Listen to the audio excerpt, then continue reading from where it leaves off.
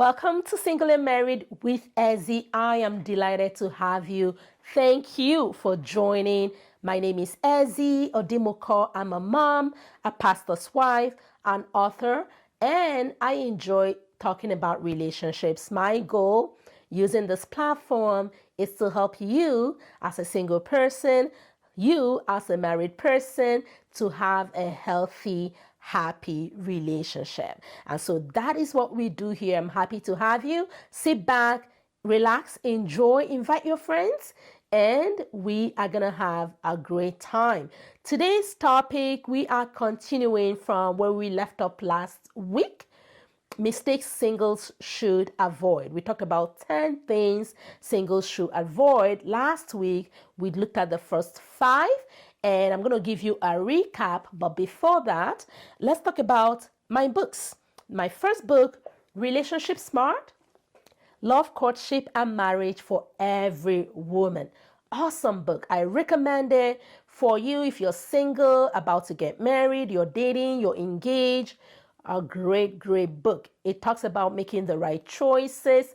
It talks about guarding your heart. It talks about defining your relationship, knowing who you are in a person's life. It even talks about building a great relationship with your mother-in-law. Awesome book. Get it. It's available on Amazon, anywhere and anywhere else fine books are sold. My other book, which is my most recent book, is Brighter Days, 100 Thoughts of Hope, Love, and Blessings. It is a devotional book. I absolutely love it. I absolutely encourage you to get a copy. It will help you have a steady devotion with God each and every day. You'll find a passage that you can read from the Bible and a brief description or thoughts about that passage to inspire you, motivate you, give you hope, empower you to have a fresh start to your day. So I really, really recommend it. It's available on Amazon as well. Both books are available on soft copies as well. Get for yourself, get for a friend, empower yourself spiritually so that you can grow and be able to be a better partner, a better mate, a better spouse, better wife, better husband. A great book for you. So last week we looked at the first 5 mistakes singles should avoid. We talked about avoiding isolating yourself from your family and friends. We talked about avoiding giving yourself sexually before marriage. We talked about avoiding being overly emotionally dependent on that prospective partner. We also talked about avoiding being overly financially dependent on that prospective partner as well. And we also talked about avoiding asking for too much too soon. Today, we are going to continue with number 6, things singles should avoid. And number 6 is avoid telling lies about yourself. All right. So when you are in a relationship, at the very onset, the conversations start to happen. People begin to share information about themselves, where they went to school, their age, family, what have you. Okay. So my rule is whatever you choose to share, make sure you're honest. All right. Make sure you're telling the truth. All right. I don't encourage sharing too much too soon, remember? But if you choose to share, your age, don't tell lies about that. Because what happens when that relationship moves further and if it should get serious, right? You don't want to start to walk back. Oh, I said this, but it wasn't really true. You create an environment of mistrust, right? Which is not healthy for you. So avoid telling lies about your family, where you're from, the schools you went to, educational qualifications or certifications, or anything else. It just is not worth it. All right. If you are going to share it, let it be the truth, all right? Let it be the truth. Let there be no ifs or buts or maybes. Let it just simply be the truth. Because I have seen instances where people, lies that they told at the onset of their relationship came back to hurt them in the marriage itself, right? And you don't want that. You don't want somebody holding that against you, all right? Always tell the truth. Now, number 7, to avoid pride. Okay, avoid pride. This one, sometimes when a single person is, getting into that relationship, sometimes there's so much pride. It's like, carrying themselves with so much pride, looking down on the family that they're about to get into, feeling that they're extra, extra, extra special. Now, don't get me wrong. I want you to have a healthy esteem of yourself, all right?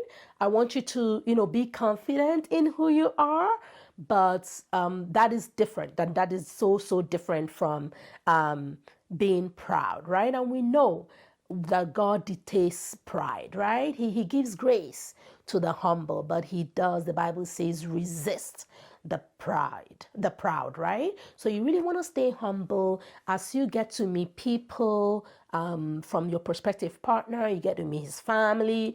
Don't go there with the attitude of, I am better than you.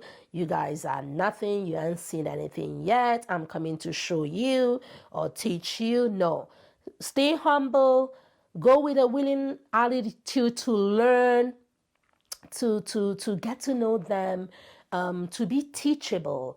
And you will find that even just being humble is going to endear people to you. It's going to attract favor to you. All right. So avoid pride in every shape, form of it. All right. Number 8, avoid having no opinion. So I'm going to explain what I mean by this. Sometimes when a person is getting into a relationship, everything is fine. Okay, do you want to go eat? Yes. Where do you want to go eat? Anywhere you want. What do you want to do? Anything you want. Like, really? You have no opinion? You don't know anything that you want for yourself? So that is bad. And you're setting yourself up for failure, because you're telling the other person, I don't have any things I want. I only want things that you want. It's all going to sound rosy until you actually want something different. And then, the war begins, right? So avoid not having any opinion. Avoid just, going along with everything. Say something, speak up, have healthy conversations, be able to say yes. And when you need to say no, feel okay to say no. Be your own self, be comfortable in being yourself. That is going to help you tremendously. Okay, when that relationship progresses, is going to help you. A lot of single people make this mistake. They have no opinions. They don't assert themselves in any way, and then they get into marriage, and when their opinion is not sought, it's like, hey, I'm here, but yes, you're there, but all the while you position yourself as not having any opinion and not having any inputs that you can make. So, be kind, be wise, be cordial, but make sure that you're able to say yes to the things you want and no to the things you don't want. Number 9, avoid saying no to people for things they have no control over. I'm going to explain. Avoid rejecting people over things they have no control over, okay? What this means is, as a single person, you're going to have suitors. As a single lady, you are going to have suitors. People coming into your life, they want to get to know you. They want to, date you. They want to have a relationship with you. They want to marry you. That's fine. People are going to come. But avoid rejecting people or refusing people over things like, oh, you're too short. right? Or you're too dark. You're not tall enough. Like really, the person didn't make themselves, right? So in essence, you're really just telling God, you didn't make this person right. So that's not right. You don't have to say yes to everybody. Of course, you should not say yes to everybody, but really give people reasons over things that they have control over, right? So, example, you're a child of God, you're born again, and you made up your mind you're not going to marry somebody who is not born again. That's fair to say, hey, I'm sorry, I'm a child of God.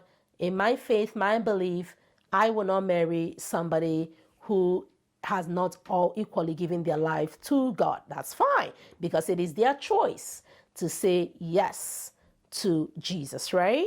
So that is okay. When you say things that the person has control over, that's fine. But when you rejecting somebody over what they have no control over, oh no, because I like everything, but you come from this part of this country, or you are not from my race, or you are not, you notice that the person has no control over their race, over the way they were born, over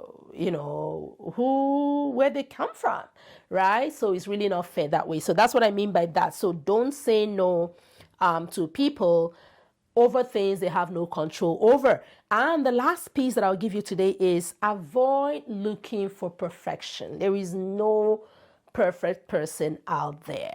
All right, there's no perfect. You are not perfect. I am not perfect. Nobody's perfect, right? So yes, you can go ahead, have your list, pray over it, submit it to God, but don't be that person who is looking for a perfect man. There is no perfect man out there. All right.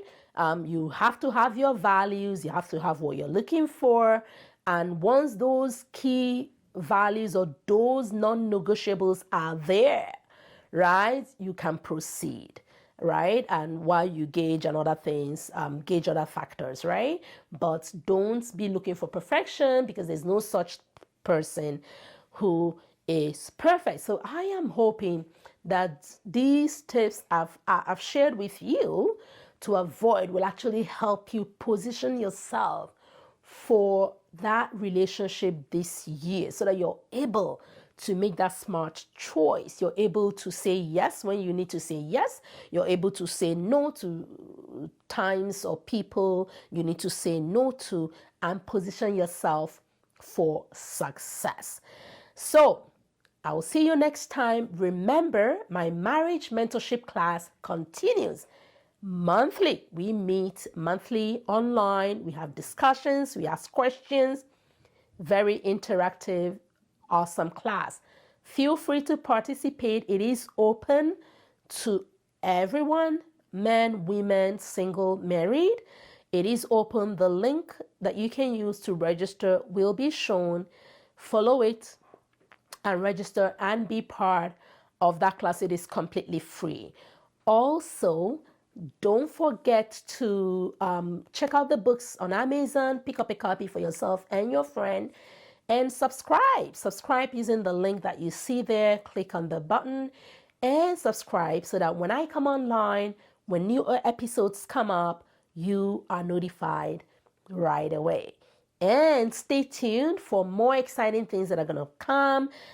There's going to be classes coming, courses coming that you can take from the comfort of your home. Take by yourself, take with your partner, and be successful. I want you to be successful this year, and I know you can. So till next time, it's goodbye and God bless.